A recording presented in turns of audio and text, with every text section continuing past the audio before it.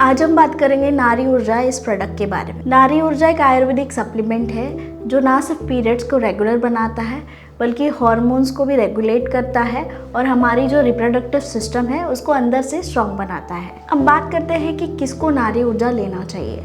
सबसे पहले जिनके पीरियड्स इरेगुलर है या डिले भी हो रहे हैं, यानी डेट्स बहुत आगे पीछे हो रही है।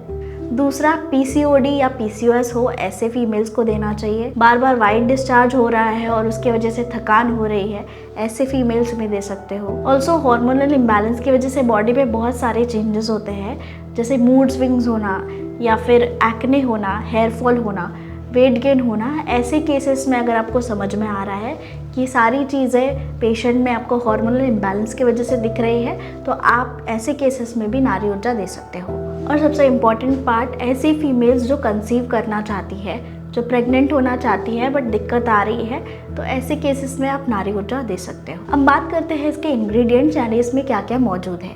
सबसे पहला है शतावरी, जिसका एक्टिव कंपाउंड है शतावरीन। शतावरीन की सबसे खास बात यह है कि हमारे एस्ट्रोजन को मिमिक करता है। एस्ट्रोजन फीमेल रिप्रोडक्टिव सिस्टम का सबसे इम्पॉर्टेंट और प्राइमरी हार्मोन है जो पीरियड से या फिर प्रेगनेंसी से रिलेटेड होता है।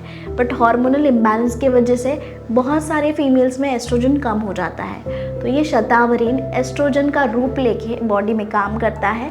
इसके वजह से ये हार्मोनल इम्बैलेंस को रेगुलेट करने में हेल्प करता है। दूसरा है अशोक छाल, जिसका एक्टिव कंपाउंड है टैनिन एंड क्वर्सेटिन। इसका सबसे इंपॉर्टेंट काम ये है कि एब्नॉर्मल ब्लीडिंग, यानी जो बहुत ज़्यादा ब्लीडिंग होती है, क्लॉटिंग होती है या फिर किसी किसी को ब्लीडिंग होता ही नहीं है, ऐसे केसेस में बहुत हेल्प करता है। ऑल्सो ये यूटेरस के लाइनिंग को भी टोन करता है, यानी जो गर्भाशय है उसको मजबूती देने में हेल्प करता है। तीसरा है अश्वगंधा, जिसका एक्टिव कंपाउंड है विथेनोलॉइड्स। बहुत बार ऐसे होता है कि हार्मोनल इम्बैलेंस का मेन कॉज स्ट्रेस होता है पेशेंट में, तो ऐसे केसेस में विथेनोलॉइड्स जो है वो कॉर्टिसोल को कम करने में हेल्प करता है। कॉर्टिसोल को हम स्ट्रेस हार्मोन कहते हैं और ये ज़्यादा हो जाता है तो ये बाकी सारे हार्मोन्स को ओवर पावर कर देता है, जिसके कारण बहुत सारी फीमेल्स में हार्मोनल इम्बैलेंस होता है। अश्वगंधा इसी चीज़ पे काम करता है, यानी ये कॉर्टिसोल को कम करता है, जिसके कारण जो मूड स्विंग्स या फिर एक्ने, हेयर फॉल हो रहा होता है पेशेंट में, वो कम हो जाता है। फिर है लोद्र। लोद्र का एक्टिव कंपाउंड है फ्लेवोनॉइड्स। ये यूटेरस को क्लीन और हेल्दी रखता है और वाइट डिस्चार्ज में बहुत हेल्प करता है। फिर है पुनर्नवा। पुनर्नवा का एक्टिव कंपाउंड है बिराविनोन्स। ये ब्लोटिंग और वाटर रिटेंशन को कम करता है।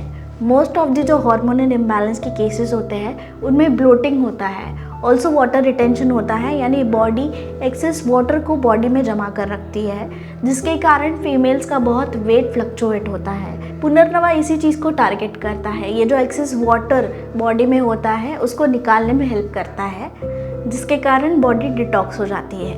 अब बात करते हैं नारी ऊर्जा कैसे काम करता है बॉडी में। नारी ऊर्जा हमारी ओवरऑल रिप्रोडक्टिव सिस्टम, यानी गर्भाशय हुआ जिनको हम यूटेरस कहते हैं, ओवरीज हुआ या फिर हार्मोन्स हुआ, इन सारी चीज़ों पे सिंगल हैंडेडली काम करता है।